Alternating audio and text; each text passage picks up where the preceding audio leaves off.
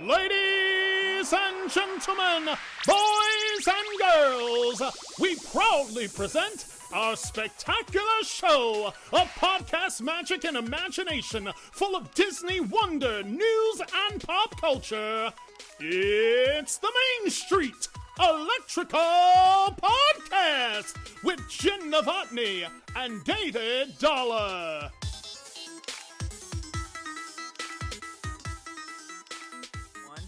Hey, Jen. Hey, Dave.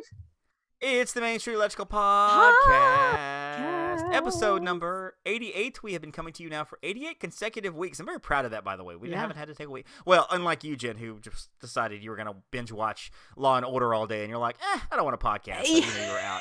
Yeah. That was totally what I did. Actually, I don't remember why you were out, but I remember you were being out for some good reason, I'm sure. But Heather filled in. But the show 88 weeks now. This is our 88th episode, so thank you guys for joining us once again. Jen, how'd you Disney this week? Oh, that's a great question.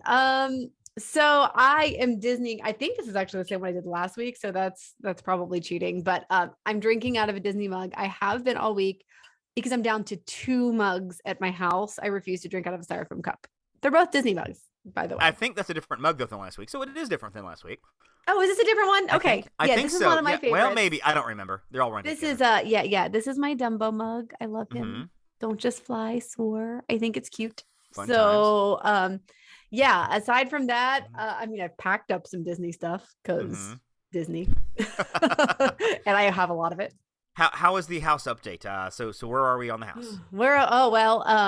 I don't remember the last update I gave, but our house, we are getting ready to close on it soon. We are getting ready to move out. We have most of our stuff in a storage unit. We have some stuff at my parents' house because that's our temporary landing spot For a year. And temporary for a year because the market is crazy and we're building and materials and et cetera. It just won't be done.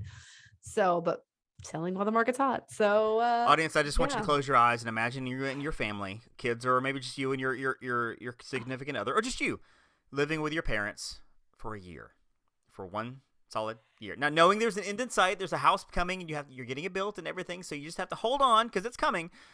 But a year, and I love my in-laws. I really do. I don't know that we could do that for a year. I guess we'd have to. I mean, it's one of those things. You do what you got to do, but at the same time, you don't have to. We could probably find a rental, but rentals around here are crazy high right now, more than what a mortgage would be. So it's well, it's good that you have a good relationship with your parents and the parents and everything. You can do that, and they're welcoming you with open arms. Hey, come on in. They are. So we're blessed to be able to do that, and honestly, it'll allow us to pay off some student loans. So very good. Very cool. Very cool. So I Disney this week by watching. Now I would say, are you watching this, Jen? But the answer is going to be no. You know the answer is no. So very good. Watching the Book of Boba Fett. It is the new Disney show on Disney+. That one does look good. It is. It basically takes place kind of after Return of the Jedi. Of course, Boba Fett got thrown into the Sarlacc pit, and you find out what happens, how he got out of the Sarlacc pit, and he becomes what's called the daimyo of the Tatooine area because Jabba the Hutt is now dead. Okay, so Bib Fortuna was the character that had the big tentacle running around his arm. Oh yeah, whatever. And he talking like this, Wanga, that guy. Bib Fortuna. Yes.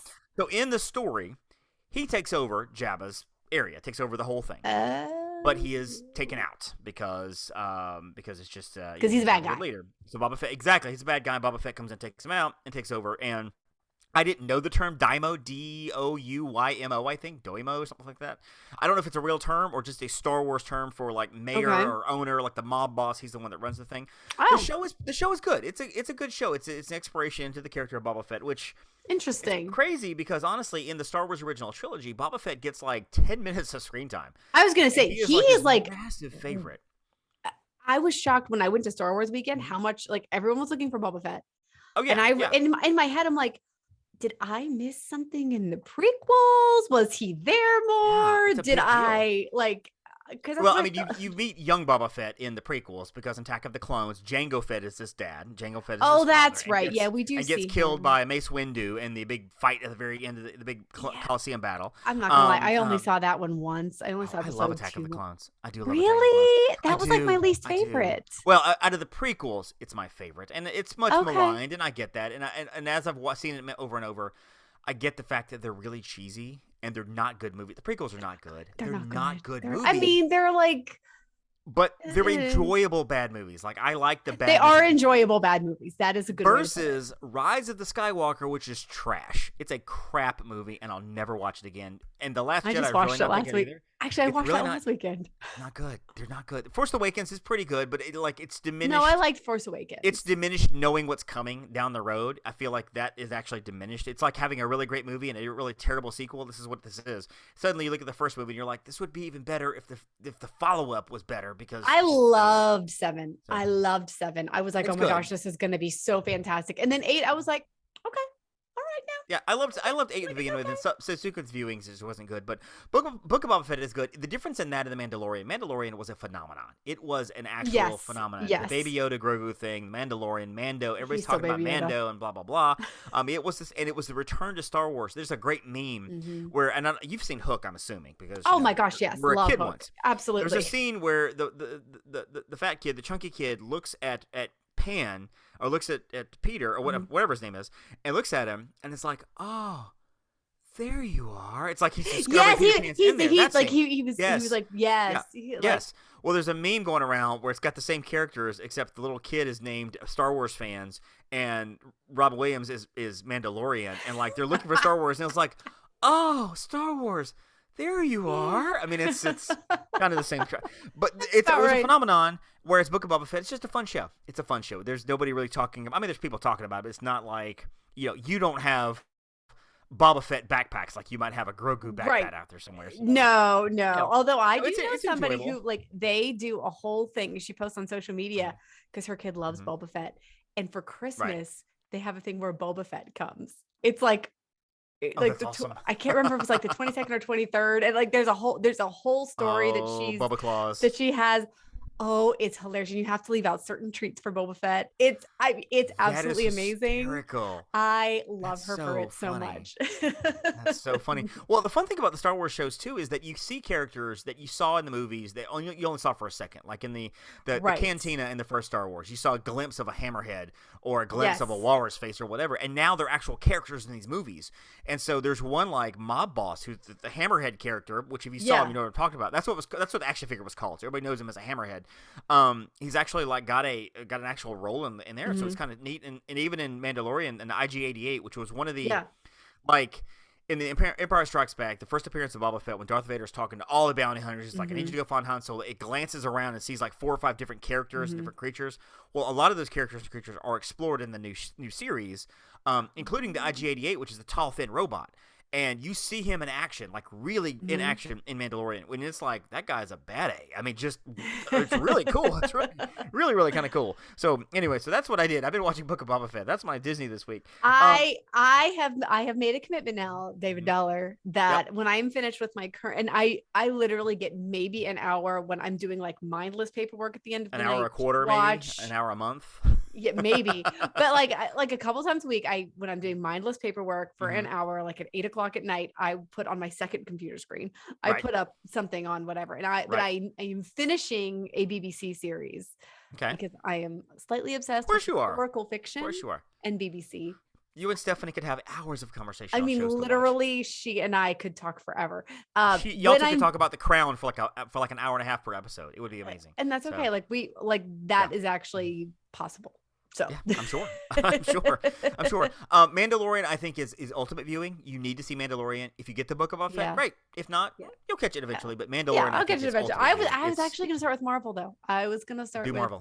Definitely Marvel. I was going to do just go in order. WandaVision. That was WandaVision, and then Falcon, Winter Soldier, and then Loki, and then Hawkeye. Just go in order. And of course, Moon Knight is the new show coming. Now that I saw you posted about that. That is a character that people like. I'm a comic book guy, so I know about Moon Knight. I don't know about Moon Knight a whole lot though, and a lot of people. Yeah, I mean, I've never heard of him. Knight, you know, what I'm understanding and how I've heard this is it's 6 episodes, and the last episode is going to be coming out around the week or so when Doctor Strange's Multiverse of Madness hits theaters. And if you love Marvel, you are going to love Doctor Strange 2 because it is going to be packed with Marvel. It's going to be packed with characters because we are now venturing into the multiverse whole thing, and that's going to be nuts. And I'm looking forward to Moon Knight because again, I don't know a lot about it. And I'm hoping I'm hoping it's an origin story, like this is how Moon Knight came to be and what Moon Knight is versus just jumping in with a character. So I'm hoping it's gonna be that because that'll be good. Yeah, I need to also rewatch. It's time. I'm gonna have to force myself to rewatch Endgame and Infinity War. Infinity War, Endgame, whatever. Because I've been putting it off, but I need to review. Right. That's the thing. I need to review before I go into WandaVision. But it hurts me. Right. And I don't want to. What you could do is you could start with, I would say, Civil War. That's kind of where everything really comes to a head with Endgame starts. That's the ignition point. Like it's been sparks and everything, but that's where somebody throws a match on that fire. Civil War, and then Black Widow, and then go into Infinity War, whatever. See the movies you need to see, and then when you get to Black Widow, watch that ending credit after you watch Endgame, because Scarlett Johansson, Black Widow's died. And they talk about that in Black Widow. That's the stinger in Black Widow. If you haven't seen it, you know that she dies. So they reference that at the end of Black Widow. So watch the movie Black Widow. Too soon. Hit pause. I still have a hard time with this. Watch Infinity War and then Endgame, and then watch that last scene, very, very last scene, which is kind of cool because we've had Hawkeye talking to Scarlet Witch about Vision and Black Widow, Natasha being dead, and then go to that scene where you got Yelena saying, "I'm gonna get my revenge." And then, of course, you go into Hawkeye. So, there you go. It's like, would I have all this extra time? So we're going to jump into some news real quick. A couple of stories, and I don't want to run too long, so we're going to hit the highlights. Yeah. Did you know, Jen, and there was a Figment popcorn bucket released this week? Have you seen that? Have you seen pictures of that? I'm so shocked by this news. I had no idea. Well, you might not have any idea because Disney, in their infinite wisdom, decided to make it available at one single cart in Epcot. Single place. Let's wrap our brain around this for a second. How about that? One place. How about that, Disney? I love that, right? Really? Right. Because Disney fans are so, calm and patient, and we, Well, they worked because they waited 7 hours for a popcorn bucket. There's no hype for merchandise. I don't. Okay, so number one, my first thought was, I wish Disney would flood the market with these things. Would just absolutely put down like 10,000 of these things in the park. Everybody who wants one gets one. $25 a pop. You're going to make a fortune off of it. That way, when you go on eBay to look at them, nobody's buying them for $150 a pop. They're having to buy them for $15 a pop because they're everywhere. That's what I want, is everybody who wants to get one gets one. But it's making me so upset that it's going for so much on eBay. Like, literally, come on, people. Come on. Right. And also, I don't like the idea that, and I'm seeing pictures of people having 5 and 6 popcorn buckets. Now, my guess is they were trying to enforce the rule we can only buy 2. My guess is that Chuck decided to ask Phil and John, "Hey, would you guys buy me some popcorn buckets? I'll give you extra money for it or whatever." And then, of course, they read up whatever. I don't know how to enforce this, but make it a rule where you can't walk around with 6 popcorn buckets. You just can't. Or you have to have doing that. something. Don't make it so blatant. Don't make it so Come obvious. on. Because people that do that are just obnoxious to me. I mean, like, go find a locker, put them in the locker or something like that. Hey, meet me in the lockers. I'm gonna rent some locker because people hate you. Also, Disney, what are you doing with these? Oh, wait, you're putting money back. Disney, if you're not going to have them at multiple places in Epcot, have them at every one. I get that. But maybe they're like, you know what? We want to make sure that people who just want regular popcorn can go somewhere and just stand in line for 20 minutes versus 8 hours. I get that. Make them available at 4 kiosks. Or each of those kiosks has a separate table where all you do is have popcorn buckets. That's it. Kiosk for all your popcorn and your churros and your ice cream or whatever, and then next door is a table or a setup, whatever you want to, or you know what, do a virtual queue for it. If you want the first day or second day, do a virtual queue for it. If you don't have a virtual queue number, you can't buy the popcorn. Something, because I feel like Disney is laughing at they're just shoving it in fans' faces because they have the capability to do something. And I was reminded this week about how Chapek was making fun of Universal when Hagrid opened. People were waiting 10 hours for a ride. Chapek was basically making fun of that. We're like, you wouldn't do that at Disney. Guess what? Yeah, you would. Yes, you would. But it's for a popcorn bucket. It's not for a ride. And this is happening. I mean, like, they know this is it. They see it. This is not something that, like, this caught us off guard. I mean, come on, people. Come on. I feel like Disney could do better with that. Josh, do better. You can do better than this. You really can. You really can. Now, however, in the same park, if you're aggravated at your popcorn bucket line and you're there, have been there for 8 hours, now the daytime has turned to dusk and dusk has turned to evening and evening has turned to night. You need but to turn around and see the glowing, shining emery of hope there in the distance called Spaceship Earth and the Rainbow Connection. Yeah. I'm assuming you've seen this video. It's It's beautiful. It's just It's absolutely beautiful. And I love it's beautiful. it. They've decided to play the Rainbow Connection, and they do Which a I light love. show I love that on- song. I love the song anyway. I love And who the song. doesn't love this song? This song is a fantastic. song of hope, and it's a song of togetherness and unity and love and peace, Yep. and just it's a great. To me, this song is everything that John Lennon's Imagine should have been. I hate Imagine. I think it's a I terrible do song. not. I think it's a cannot terrible stand song. that song. The lyrics are just awful. But this song, Rainbow Connection, is just magnificent, and to have it played with a show on the Spaceship Earth with the lights and everything, and I love it. the rainbow coming through, it's beautiful, and it makes me wonder now, what can they do with this? What kind of music can they play? I mean, like, If they you get know- rid of those points of light, I'm just going to be upset I don't because think they I will. love I don't. Well, them first of all, so I think it'd be much. too hard to get rid of them, and Chapek's not spending that money. But secondly, I think it is. Well, I say it's too popular. Hello, happily ever after. But I do feel like this is something that people Well, are loving so much that But they used to have the fountain show, which of course is not a thing Right. anymore because Right. it's gone. Right. Well, yeah, but also on one hand, the fountain show, it took up a lot of space right there. It did. It did. It probably was very hard to maintain because you got to Yeah. the water and the whatever, blah, blah, And there was blah. like a wind gauge because you it's can't do it equipment. all the time because when it's Mhm. really cold and it's really windy, I mean, you're getting soaked right there. And so I Mhm. understand that the fountain show was great, but I understand it. I'm like, I get that. Yeah, like Spaceship that's Earth is fine. something already there. You do it. It's just Right. like doing projections on Hollywood Tower of Terror. Yeah. Please keep doing that because you're not affecting anybody or any space or anything. Exactly. You're just doing it It's on great. what's already existing. So I think it's Right. fantastic. I think it's awesome. They're finally putting shade in Toy Story Land. Which is pretty amazing because Toy Story Land, and I think it fell prey to what I think New Fantasyland did. It was budget cuts kind of at the last minute. So they had to, I think they had visions of putting shade everywhere, and they decided not to do that. And you walk in there, and it's like, this is like Andy's backyard. If Andy's backyard was in Phoenix, I mean, in July, I mean, on just the surface of the sun. on the surface of the sun, it was ridiculously hot. So they're putting shade in there. They've already got some umbrellas running around for Slinky Dog Dash, which is good. And of course, you've got Mania and Alien Swirling Saucers indoors Yes. for the most part, which is good. So they're putting shade in there, which is fantastic as well.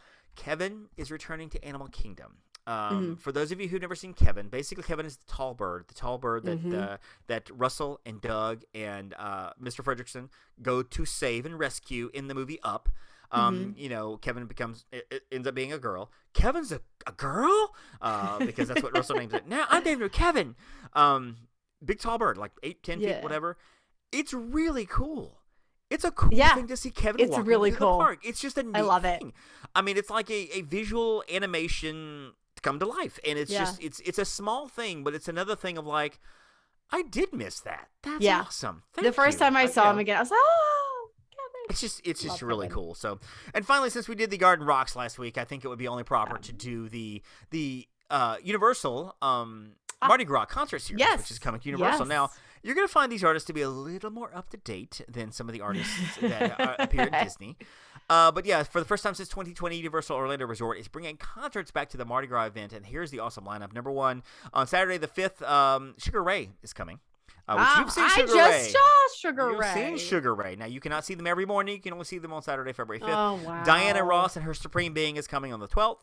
The Bare Naked Ladies, they're not there for 1 week. They're only there for Saturday, February 19th, which, by the way, I do know a couple of people that know every word to that song and can sing every word to that song. You know me? I know the words. Can you sing the whole, can you sing it? See, I get tangled up. I Chicken get tangled China, up. the Chinese chicken. You have a I have a drumstick and the brain starts ticking. Watching Spots and Lights on. You done my maze on? I hope the Smoky Man's in this one. Like this Harrison one, Ford, I'm and getting Ford getting frantic. frantic. Like saying I'm tantric. Looks Guaranteed guaranteed to satisfy. Like Kurosawa I make mad films. Nice. Can't make films. But if I did, I'd have a samurai. Can you And this is the part- and- the yeah, commentators that's and right. it's just mine. So it's flying off the back. So get into a Sailor Moon because cartoons got the boom and maybe make me the wrong thing. It's been a while. Can't help but think you're funny when you're mad. I'm trying hard not to smile, but I feel bad. Yeah. See, I pick it up right there. So- I'm not perfect on it anymore. No, But when I that's was good in though. college, That's really good. That's when I really was good. in college, I could. This is what the audience comes for, folks. So now it's funny because when Styx would come to Epcot, only Dennis DeYoung, who was actually just Stick, not Yes, Styx, just just that one Stick. guy would come. Right. Well, Styx is coming to to Universal, and I guess like the 4 other members of Styx don't like Disney World because they come to Universal on February 20th. John Party, don't know who that is. February 26th, coming around the way, LL Cool J coming on March 5th. Now, I'll be honest with you. I would like to see Cool J. I've been watching Cool J since I was like 12 or 13 years old. He's a cool dude. He's a Oh, legend. yeah. He's a He is legend. a legend for sure. Marshmallow on the 6th, Lee Bryce Who? on the 12th. Marshmallow, I've seen the don't name. know who this He's a is. name. He's a musician. Someone the kids like. He's a name that you see him like Jonas Brothers with Marshmello, or Louis Capaldi with Marshmello, and I kind of feel like he's a backup musician. I don't say backup. He's like a musician that features with whatever. I'm guessing somebody could at me and be like, no, Marshmello is this. I don't know. Yeah. But if you want some more Marshmello, then on March 6th. Lee Brice, don't know him either. Becky G, I'm not sure of her either. I know there's a DJ Khaled and there's a Khaled. Well, the Khaled is coming on March 18th. I don't think they're the same person. I'm not really sure. March 19th is Seal. I would love to see Seal. Oh, I love Seal. I've loved Seal since the early 90s, since the Crazy Days, Prayer for the Dying. I'll be honest with you, 30 years later, I still have no idea what he's singing about. I look at the lyrics and I'm like, I don't know what any of this means. But it doesn't matter. I do. It doesn't matter. Prayer for the Dying is fantastic. Kiss from a Rose is awesome. I love Kiss from a Rose. Kevin DeGraw, He Wants to Be on March 20th. The Revivalists on the 25th. Jimmy Allen on the 26th. And Jason Derulo on the 27th. So those are all coming. So a lot more contemporary pop acts coming there as well. So let's turn our attention to some attractions. This is kind of something fun we put together. We want to talk about dark rides. Dark rides in the parks. Now, what actually is a dark ride? And that's something that we need to hear define the term tossed around, like e-ticket attraction and a-ticket attraction and dark ride and things like that. What is a dark ride? So I want to go through a couple things of what a dark ride actually is and what it is not. It is not just a ride that is dark. And I'm going to go back to Space Mountain several times as a reference point to this because people automatically think, oh, Space Mountain, it's in the dark. It's a ride. Right. Therefore, it must be a dark ride. We had some debate, though, before the show. We did. But let me give you the qualifications that I have come up with, and I have researched on a couple of different websites. All Ears is one, Tour Plans is the other. So these are reputable sites. It's not just I go to Disney.com.org Gatorland. These are actually real sites. So first is it's a story. From start to finish, from even in the queue to the end of the ride is a story. Every part of the story, every part of the ride tells a different part of the story. The second thing is in terms of being that story, you go from ride to ride, scene to scene to create that narrative. So you're not just in one room. You're not Star Tours is a great example. Yeah. Tells a story, sure. But it's just one room. You're in a simulator, you see the whatever, so that doesn't really count. It doesn't really count. Carousel of Progress is more of a show. Turtle Talk with Crush is a show. Launches Laugh Floor. Yes, there's a whole story there, start to finish, but you're not going from scene to scene. It's a show. If you broke down at the beginning of Monsters, Inc., you're going to be in the same spot as if you broke down at the end of Monsters, Inc. So there is that. Also, the elements of the attraction itself. If you took out part of the ride or all the elements of the ride, would you still have the same kind of story, same kind of ride? A great example of this would be Mickey Minnie's Runaway Railway. Let's just say everything shuts down on it. The ride still moves, the cars still move and everything, but you've got black screens. All you got are black walls. You got some black lights here and there. You see a big thing in the middle that kind of looks like a tornado, but it's not spinning. It's just there. That ride is completely different ride. Completely different. Yeah. Tower of Terror, I think, is another example of this. If you took out the lobby, you took out the elements, you Rod Serling, you took, because even back in COVID days, now, but even back in the shutdown days, the reopening days, you would walk straight through a lot of that stuff and just go straight to the ride. I felt like you were missing some of the ride. You were missing the story, missing the build up and everything. Absolutely. And Mickey Minnie missing the pre-show, it kind of took in that element out. It sets it differently up for me now. And even Brady, and you had said it, and Brady said it, like, oh, this ride makes more sense. Like once you got to the pre-show. Exactly. And I had seen the pre-show, so it always made sense to me because like in my head, I'm like, oh, okay, I know what's going on. Now, even something like Frozen Ever After, yes, you know the story, but let's just say you take out the scene with Elsa singing Let It Go. You don't have that scene in there. I feel like that's a fundamental part of the movie. I feel that's a fundamental part of the ride. So that there is something there versus Space Mountain. If you took out the rides and wrote it in the light or took out the sounds or whatever, you still have a pretty cool coaster. Yeah, it's still a pretty great roller coaster. You get stuck on Space Mountain, you're going to have the same view at the beginning of the ride as you would at the end. Well, man, you might be up a hill or it's the same thing, hill, basically. Versus getting stuck on Splash Mountain, you're getting stuck on different scenes. You're going to have the vultures hollering at you, or you'll have Zip over here based on where you are. So that's kind of the difference in a regular ride versus a dark ride. Now, we made a list of traditional rides and thrill rides because thrill rides can be dark rides. So I want to give our 5 favorites on traditional, and let's just do we'll do 5 of one, 5 of the other. Let's do traditional first. Okay. Traditional first? All traditional first, yes. And these are in no particular order, folks. No particular order. Well, do you want to talk about the ones we were debating on first? I was going to say let's do that. Let's talk about the ones we were debating on because they like almost fit but kind of not quite. Okay. So there were 5 here that I listed. Guardians over in California, Living with the Land, Small World, Everest, and Mine Train. Those are the 5 I had listed as to whether they might or may not be dark rides. Now, Living with the Land, Small World are 2 we'll take off the top because if you take out an element of that ride, you still have a ride. Let's just say you take out the fish area and the shrimp area of Living with the Land. It doesn't really impact the story. You still see the greenhouses. You still see the house and everything. And even if you take out the house and the barking dog there by Garden Grill, you still have the rest of it. You still have the rest of it. Impact the story that much. But it is a scene-to-scene attraction. You're in the dark sun. Yeah. You're in a slow-moving craft and everything. Same thing with Small World. You took out the Hawaiian scene. Let's just say that scene didn't work. You go straight through it. So do you still have the same story? So, I mean, you kind of would. So it in one case, it does kind of qualify as that. Right. So what do you think on that? I mean, do you think those qualify as dark rides? Is that... So those 2... I'm leaning toward yes. I mean, they do. I lean toward yes on them, but they are to me in a different category of dark ride, I guess. Maybe, right. Okay. If that makes sense. Makes sense. So, would either one of these make your top 5 if we said yes, they are dark rides? One of them would. Okay. Probably. Okay. Yes. One of them would make the old school list. Gotcha. Okay. All right. Well, I would say then let's just count it. Let's just say. Yeah, let's just do it. That actually makes it harder for me. Would you rather me say no? They don't count? No. It's fine. No, okay. Maybe I'd put them in I might have to do an honorable mention category. Right. Okay.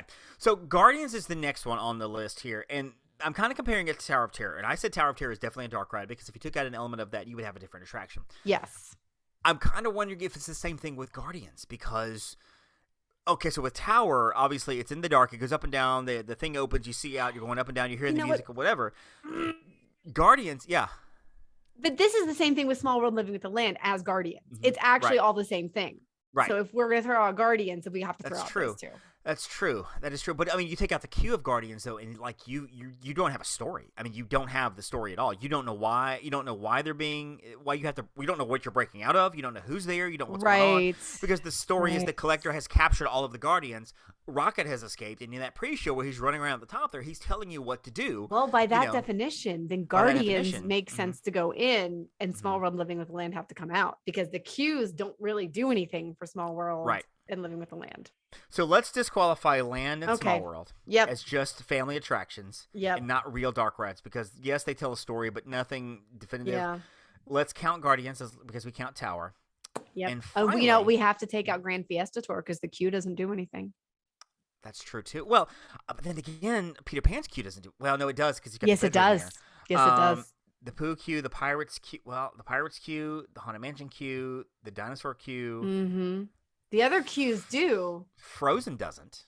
Well, you're going through the house, so I guess it sets it up. Yeah, you're walking through the house, yeah. But then you could say that about Small World though, because you're walking through Small World and you're walking through that big area with the clock and the canal boats and everything, and there's the characters on the clock and stuff. And no, it goes with the theming, but it doesn't further the story.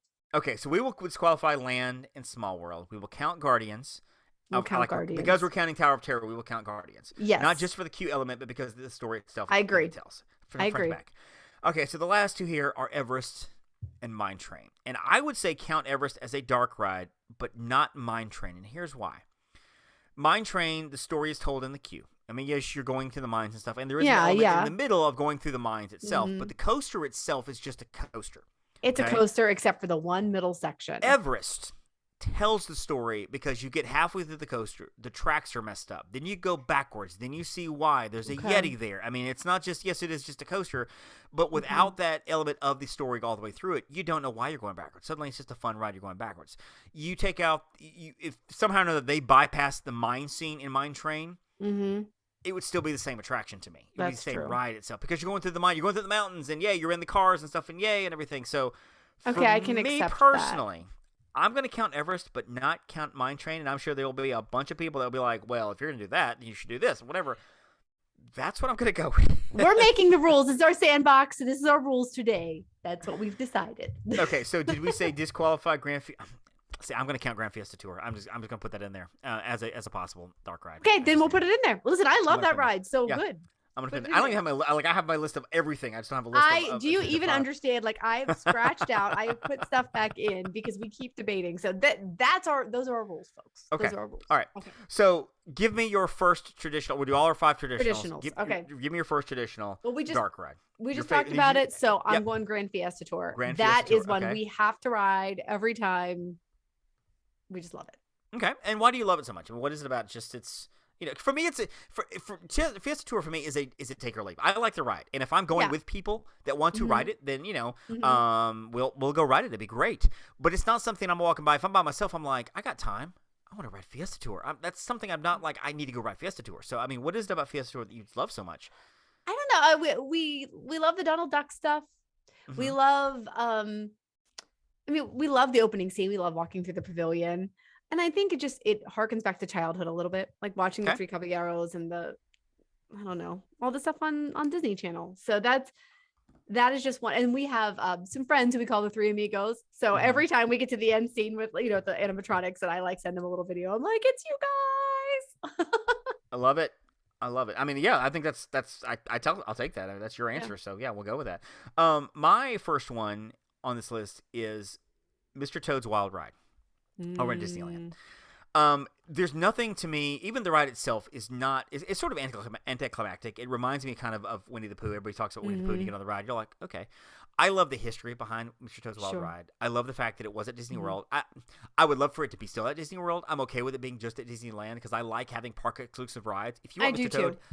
Toad, you got to go there. Don't tell me, I don't want to put racers in Hollywood Studios because, if you want racers, you got to go there. If you want, Rock and Roller Coaster, you got to come here. And so, so I love that element of it, and I think it is a fun ride. I think it's dark. It really is like definitively dark. It's a dark. It is. attraction. Oh, it's thematically. You go to hell. You go to hell. You go to hell. I mean, you really do. So and this isn't Universal on Hollywood Horror Nights. This is actual. And like they have hot lights. They have hot lights in the hell scene. Yeah. It's like it's just like, it's strange. It's so strange, weird. and it's just like it's Although almost the reminds wind me. in the willows itself is Yeah, well, it reminds me of, and I don't know if this will be on your list or not, because I don't know if you've done the new Snow White attraction, which, by the way, we're doing current attractions. We're not doing past attractions. Snow White Scary Adventures was like that, too. Oh, it was scary. And I've actually, I know cast members who worked back in those days and would say that they'd be the one that have to walk, you have to walk through the rides at the night to make sure everything looks good. And they were like, I'd get creeped out. I'd have to walk through Snow White's Scary Adventure by myself with the lights on, and it would creep me out walking through that attraction. I believe it. Like it had a weird vibe to it, apparently. So that's completely would believe that. So Toad is my it's my first one. What's your next one on your list? Well, it was gonna be Toad, so I'm gonna switch gears here then because it's okay. I had honorable mentions. I'm just pulling one out and putting one in. Do it. I gotta go with Spaceship Earth. Okay. So because I love Spaceship Earth. I've loved all iterations of Spaceship Earth. I can probably quote the entire thing. So as excited as I was for it to get a little makeover, because I'm hoping they bring back the end scenes and everything. If I lose Dame Judi Dench, I'm going to be sad. But I love Spaceship Earth. Well, hopefully they'll put in somebody that like Morgan Freeman or somebody like that that can talk. Well, that would be awesome. No, listen, it has to be an iconic. I mean, like let's look at the voices. There was Walter Cronkite, Jeremy Irons, Dame Judi Dench. Who am I missing? I feel like I'm missing somebody. Was there Walter Cronkite, Jeremy Irons, Judi Dench? Is that it? I want to say there was one more, like an unknown name or a smaller name. I feel like there was one other one, but regardless, those are the 3. So yeah. Interesting. Okay. I had Spaceship Earth on my list as well. I'll go to something else, but I do love Spaceship Earth because I feel like it's an attraction that over the last several years has really gotten a resurgence for people. People like this, and like this whole, and maybe it's just me, but I feel like in the last 10 years, there's been a whole surge of nostalgia for Disneyland. Like people want the Toad, they want the Figment, they want the Spaceship Earth, they want like all of a sudden things that were not that popular. Kids. Yeah, exactly. And now it's suddenly a big deal again. And Spaceship Earth, I think, is a big deal again, especially with the threat of losing it. And I'm interested to see what they do. I'm afraid they're going to go to the whole technological thing where you have the screens and the 3D and whatever. And I don't want that. I want the tour through history and all of that. I want the animatronics. I want the chick with the fro and the big boots. I want the nerdy guy in the garage. With the greasy pizza box. Exactly. I want all of that. I want all of it. So, a garage in San Francisco. So yeah, I want all of that. But next on my list, I'm going to put Frozen Ever After. Oh, okay. And if we did when and if we do an attraction list of attractions that have gone that we miss, I probably would put Maelstrom. But I love what they did with Frozen Ever After. I think it's a great attraction. I really do. And I know there's a Frozen backlash with some people because after Frozen was like, oh my gosh, Frozen, everybody loves Frozen. And then, of course, people were like, we don't like Frozen anymore. It's too much. It's a great attraction. And, we've heard me. They did a good job with it. I've spoken many times about the whole line, the neck being in the face being different colors, whatever. But overall, the Olaf is fantastic. The he's great. Great. And I love the Let It Go scene as the boat comes up and then it goes backwards and everything. It's like going to Elsa. But I think the whole attraction is wonderful. And I think the queue is great. I think the whole setup is fantastic. I love Frozen Ever After. And that is one that if I'm by myself, and if I can, I will ride it. So I'm a big fan of Frozen. So that's second on my list. Also, not in any order. So on your list. I'm going to do Haunted Mansion because I am sitting in, it used to be a Haunted Mansion themed office, but moving. Of course. I've got to have my Haunted Mansion. So, I mean, it's classic and I love it in both parks. I have to say, probably give an edge to Disney World because it's a little, I don't know. I do love the outdoor queue though, more in Disneyland. Yep. Very, very cool on the exterior. I mean, I just love the whole thing. What do you say? I kind of like the Disney World house on the hill, kind of brooding and ominous, and it looked. But the garden area in that's true. And is really that cool. is true. If that could combine the two, to me, Disneyland looks like a haunted, like a mansion that became haunted. Whereas Haunted Mansion what it was supposed in to look Disney like. World looks like a haunted house. Yeah, it looks like a house. I mean, there's a difference in the two. I feel like there's like definitely a difference. So it just there's a difference there, and I just like the look, especially at night of the Haunted Mansion at Disney World. It just looks so creepy and everything, and so. Yeah, I just love like the walkthrough is a little bit different in Land is All. So I kind of I love the interactive queue in World, but that's where I'm at with that. But I love Haunted Mansion. We know this. Next on my list is Remy's Ratatouille Adventure. That's the newest dark ride. There are a couple reasons I like this. First of all, I love it because I'm so happy that Disney built this ride. I'm so happy that Disney built. This is a traditional. You board a vehicle, you go zipping around through it. Mickey Minnie's Runaway Railway is a lot like this. You go zipping around through everything. Yes, a lot of it's on screens and stuff, and I get that, and that's kind of the direction we're headed in a lot of ways. But at the same time, there's so much to see here, and the story that it tells. Suddenly, you're small and you're miniature, you're rat, you're zipping under. I mean, like you look up, and I'm like, oh, so that's what a shopping cart would look like if I were, 2 inches tall. And you feel the heat from the burner above you, and it's like, oh, so that's what it looked like if I was under a stove burner.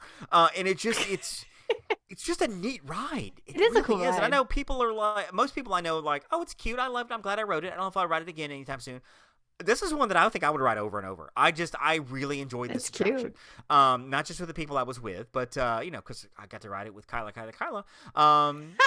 That's for you, quasi producer Heather. But no, it's just people I got to ride it with my friends and then my family on another trip, and it was fun. Now that it's a standby queue, I probably would recommend purchasing it for Lightning Lane. I would too. But yeah, I love Remy, and I love the fact they did this ride because they could have done a lot with it. They could have made a 3D simulator or something, and they just went like, no, we're doing a trackless real ride. And it was great. It was great. Yeah.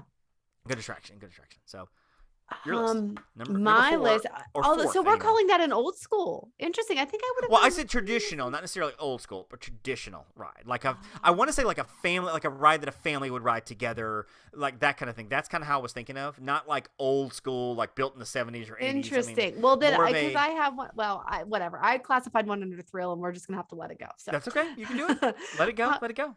So, in my traditional, I've got Pirates of the Caribbean. Okay. Which, but I'm going to be very specific, the Disneyland version, because it is, we have discussed this, it is far superior to the Disney World version. I'm not throwing shade on Disney World's version, but it's far too short and it doesn't have all the scenes. Give me the Disneyland version any day of the week. I love going through the bayou. I love then, and of course, like the first scene's like, oh yeah, this is the same thing. And then suddenly you're like, in a scene from what was the second movie? What's it? Black Pearl, and then the second Pirates movie. With at World's End. No, it was before that one. It was the Dead Man's Chest. I don't know. Maybe I don't know, but they're not good. They're not good. The rest of them are just not very good. But they took scenes from the Disneyland attraction, and it's the one where I don't know, Johnny Depp and Barbosa, they found like a sunken ship, and there was the pirate skeleton in the bed with the map, but you can Dead see Man's that Chest. theme. Okay, so Dead Is it Man's Dead Chest is Man's the Chest? second one. At Okay. World's End is the third. On Stranger Tides is the fourth, and Dead Men Tell No Tales is the fifth. And I'll be honest with you, I kind of liked On Stranger Tides. I like Stranger Tides. I didn't like Chest. At World's End was okay. Tell No alright. Tales was okay. Dead Man's Chest is probably my least favorite of the five. It's just, Yeah. it's so convoluted. Regardless, I love that scene. So and Gotcha. so it's cool. So Pirates Yeah. has to go there. I was going to put Pirates on my list as well, and I feel like there could be some crossover, and I don't want to cross over because there's so much to talk about here, so I just know Right. that I love Pirates as well. But I am going to say I think Alice in Wonderland over in Disneyland as well. Oh, okay. I do love it because it is traditional. It's old school. Yes. It's an early attraction. It's one of the originals from Yep. Disneyland. It's so whimsical. Yeah. By the way, Alice in Wonderland, the movie itself is weird. It's a strange movie. That is the Disney equivalent of Willy Wonka, or maybe Willy Wonka is the non-Disney equivalent of Acid Trip. When you're a Lewis kid, you're Carroll like, was probably on acid. when you're watching it, you're like, oh, well, this movie is It's cool. definitely And you're a opium. kid. When you're an adult, you're like, what am I watching? Holy crap! Can I interject for a Wow. minute? Because Yes. my mother was looking for her, for the grandkids. Of course. She's like, brings over some Disney movies for them to watch. And I was like, okay. I was like, how about Alice in Wonderland? And she's like, I don't know. I think that one's kind of weird. I was like, Mother, we watched this growing up. Like you, what? And she's like, well, I just don't think it's appropriate. I was like, again, we watched it. Okay. Yes. That is. Oh. It's a strange film, and the ride itself is kind of a trip as well. It is also a trip. I You're love right. how it goes outside and back inside again. You're on It's a so caterpillar. weird. It's like good. out of that one, Peter Pan, out of Snow White, all those Yeah. that like tell the story of the movie in the ride Yeah. itself.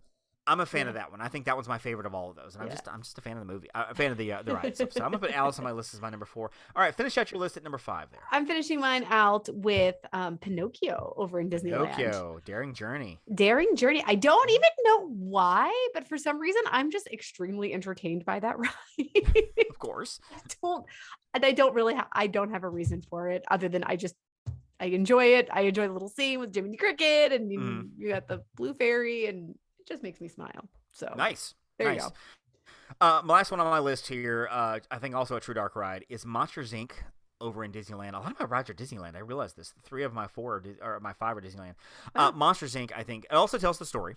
Yes, it does. The whole Monsters Inc. thing. The door scene is Oh, phenomenal. that's fabulous. And I know it's That's mirrors. fabulous. If you squint your eyes, look real close, you'll see the mirrors and everything. But the door scene is so cool. So good. And there's always been the rumor, and I believe this rumor is true, that before 9/11, there was a plan to put a Monsters Inc. Pixar section in Hollywood Studios and do a Monsters Inc. ride. The ride that's in Disneyland was supposed to be in Disney World. And they were going to do the doors and make it bigger or whatever because it's Disney World and we're better. And just the ride itself is the queue is fantastic. It is. Like there's a bulletin board with all kinds of fun stuff on there, and the news reports are coming through, and there's the cars and stuff. It just the queue is so cool. And then the ride itself, you get in the cars, you board through, and you see all the Monsters Inc. characters and stuff, and they're animatronics. They're not it's not computer stuff or whatever. The door scene is phenomenal, so I love Monsters Inc. This is one of my favorite rides, not just Disney, not just dark rides. So Monsters Inc. So my list is Monsters Inc., Toad, Frozen, Remy, and Alice. And yours is Pinocchio, Haunted Mansion, Spaceship Earth, Grand Fiesta, and Pirates. Yep. Some that we didn't mention. We didn't talk about Peter Pan. Mickey Minnie's Runaway Railway almost made my list. Winnie the Pooh. I'm calling that a thrill attraction. Okay, we'll get there. We'll get to that. Winnie the Pooh. Not dinosaur. Sorry. Let's see. Navi, River Journey. The Nemo ride in Epcot. Figment, Journey to Imagination. Did you say Winnie the Pooh?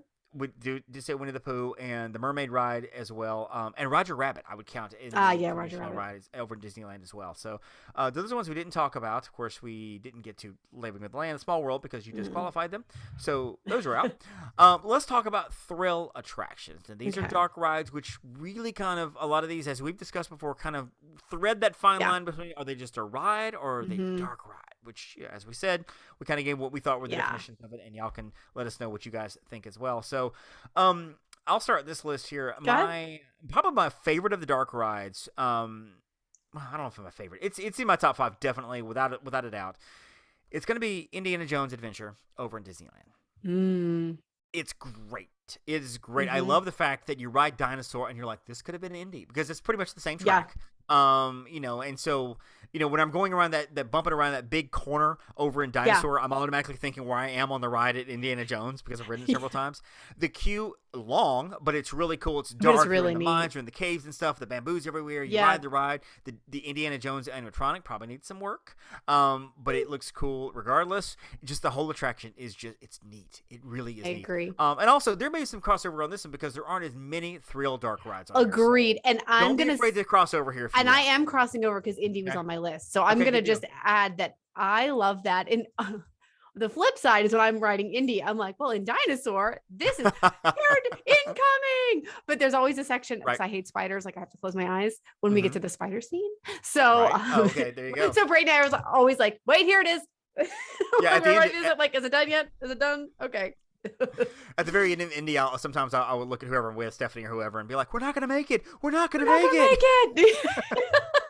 And looking around, I get off the ride. I'm like, didn't we come back with one extra passenger? Extra large? I know. It's like I'll crack the dinosaur jokes in certain sections. Exactly. It's funny. That's a good one. Next on my list is Rise of the Resistance. And Hollywood Studios in Star Wars Galaxy's Edge. And I think this is the peak of Disney storytelling. This is the best Disney storytelling has to offer. Not to say that the ride works all the time, because all the time it doesn't. I know there's a lot of breakdowns. No, there are, and I've been in the one room when it broke down. So. I know logistically there's some issues in terms of the lines, it was a vertical queue and all that. Take away all that, look at just the ride itself. It's phenomenal. The fact that there are actors in the queue is phenomenal. You tell the story. You basically it's you get into the thing and you're zapped into space and suddenly you're pulled in. Whatever you get on, there's if you look down when you're in the stormtrooper room, you can feel the slight vibrations because you're in space, which is cool. And then you actually board the ride itself, and the ride zips around, and it's just there's so many storytelling elements to this. This is to me a definitive dark ride attraction. Like this is and I think the pinnacle of what they've created so far. And I mean, even if you're not a Star Wars fan or a Star Wars geek or whatever, you can appreciate this ride for everything that's in there. And this was on my list also. Okay. And here's the one thing I love, that I see something new every time. So because it's trackless, and when you get to under the AT-ATs, okay, and your cars go different ways. Right. How about when you go the one way, you see Finn? Like, absolutely. I think I'd ridden that maybe 5 times before I was like, wait, Finn's over there? Like, what? And just amazing. Yeah, it's cool because sometimes you're like right next to you go right under it. Other times you're like right next to it, and you get a different view every single time. And of course, you zipping around, and there's the guns. And as a Star Wars nerd, it is one of those things like, okay, you see the Death Star or whatever spaceship destroyer shooting guns out or whatever. Well, now you're actually in the room and you see these massive cannons jolting back and forth because they're shooting these massive shots out into space, and you're zipping through that, and it's cool. It's a cool super attraction. Cool. Super cool. I love Rise of the Resistance. You put that on your list as well. I'm also going to put Tower of Terror.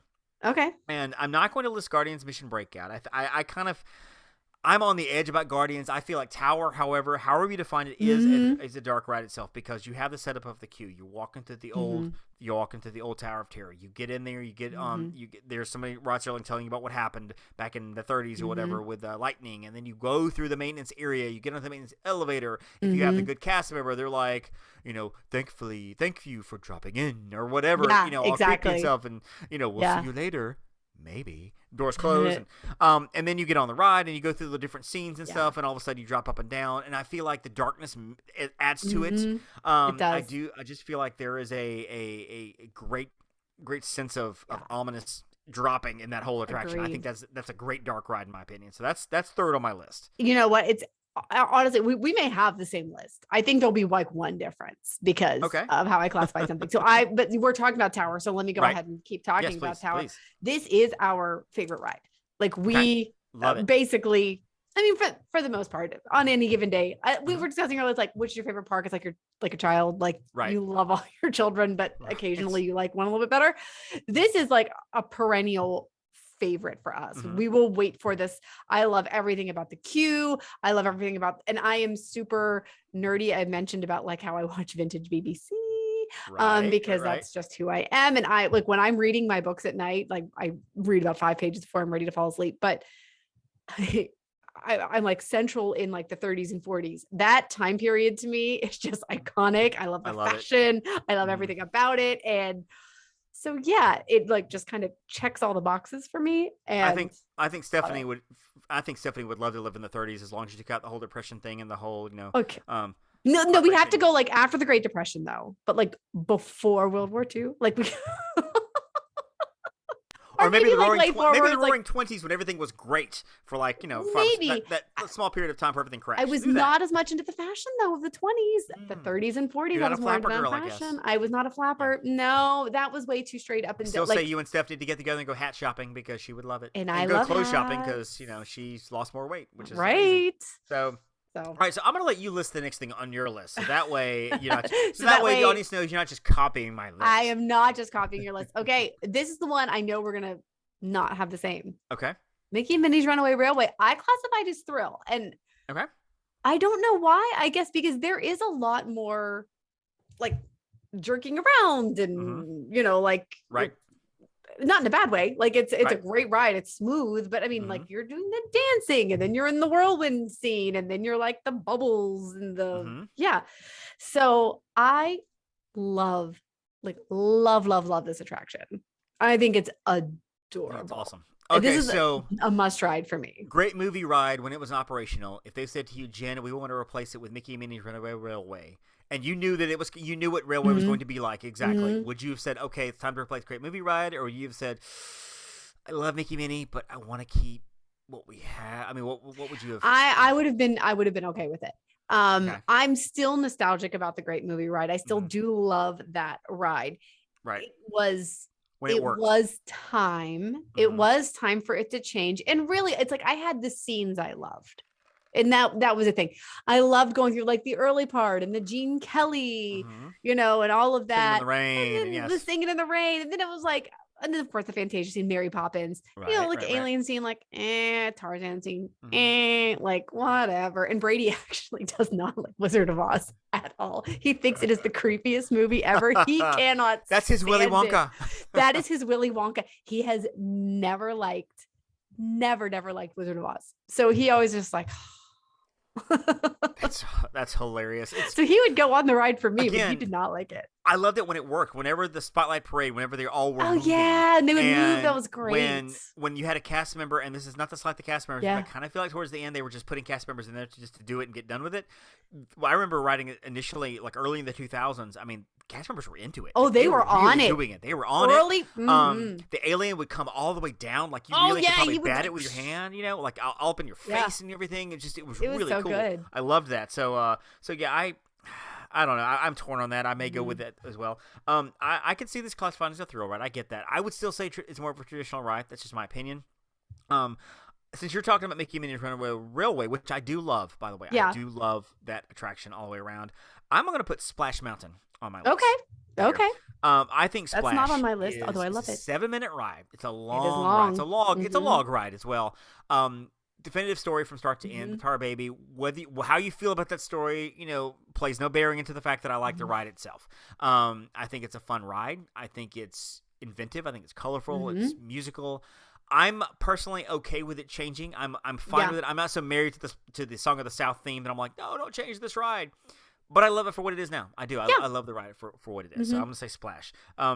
What's fifth on your list or last on your list here? Expedition Everest. I loved this ride. And so I'm glad we considered it a dark ride just because I love it. I love the coaster. I love the backwards part. I do miss when the Yeti worked, but I understand that he never will again. No. We are stuck with Disco Yeti for the rest of our lives, but I do remember him as he was. I do the same, and I remember watching the Yeti as he swooped down and everything, and I remember I can't remember if I told the story or not, but there was a series of shows on the Learning Channel back in like 2004, 2005. Samantha Brown would host them, or they were just Disney parks and everything. What's coming up, and I don't know how. Like I've got all these shows saved on iTunes, like I've got all of them, whatever. And they had this great this foreign couple that was talking about the Yeti. We saw the Yeti, and they were just getting the English out. So it was so adorable. We were so scared, and we saw the Yeti, and it was great. And my wife and I still, we'll get off the ride. We're like, we saw the Yeti. But yeah, I do miss it swinging. We were told in 2007, 2008, something like that by Imagineer that it likely will never work again because of what they have to do to fix it. Yeah, and because if it months. does work, it actually could cause some structural issues, Yes. apparently. So, I mean, because Yep. it's such a powerful, huge animatronic, and they didn't foresee that happening. So, And I'm wondering why, and this is just me speaking with no knowledge of how this works at all, why they can't just remove the Yeti and replace it with a smaller or easier element to work with. I mean, I know it's a multi-million-dollar piece of equipment, but just cut your losses.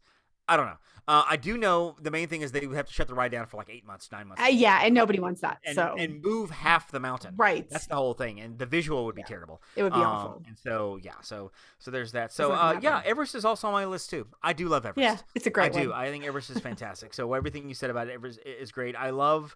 Now, did you know it went backwards the first time you ever rode it? Did you know that it went backwards, or was that a surprise to you? It was a surprise the first time. Yeah, same thing. Mm-hmm. We rode it. I had to think about that, but I think this was Thanksgiving week 2007, first time we rode it, Okay. and I saw the tracks, and I was waiting for the track to drop. Like I was waiting for the ride itself to go forward. Downward motion. Yeah. And all of a sudden we went backwards, and of course all of us screamed because it was so cool. It was like, oh my gosh, we're backwards! You know, it was great. It was awesome. And then of course the Yeti swung at us, and it was great. So much fun. And now we go back to like, doesn't seem to be any track. That's probably one of Stacy's lasting lines. I know. You know, so that's our list there. So we both have Indy, we both have Tower of Terror, we both have Rise of the Resistance, we both have Expedition Everest. You put down Mickey Minnie's Runaway Railway, and I put down Splash Mountain. The other few that we missed would be Dinosaur over in Animal Kingdom, which to me is a give it or take it. If they replace that ride, I don't care. Whatever, I don't care. I don't care at all about that. Mission Breakout, we mentioned Test Track also qualifies. It may be on the edge, but it kind of qualifies because you go through different elements of the story. You do. And, including the thing at the end. My kid loves that ride. So yeah, that's probably the list of dark rides that we didn't get to. Like I said, there wasn't a ton of them. So yeah, of course we have overlap. That was good. That is our great discussion on dark rides, which I thought was kind of fun. Jen, where can we find you online? You can find me at @Jen, and then my personal Instagram is at Jen_Novotny. Don't know why I had to think about that.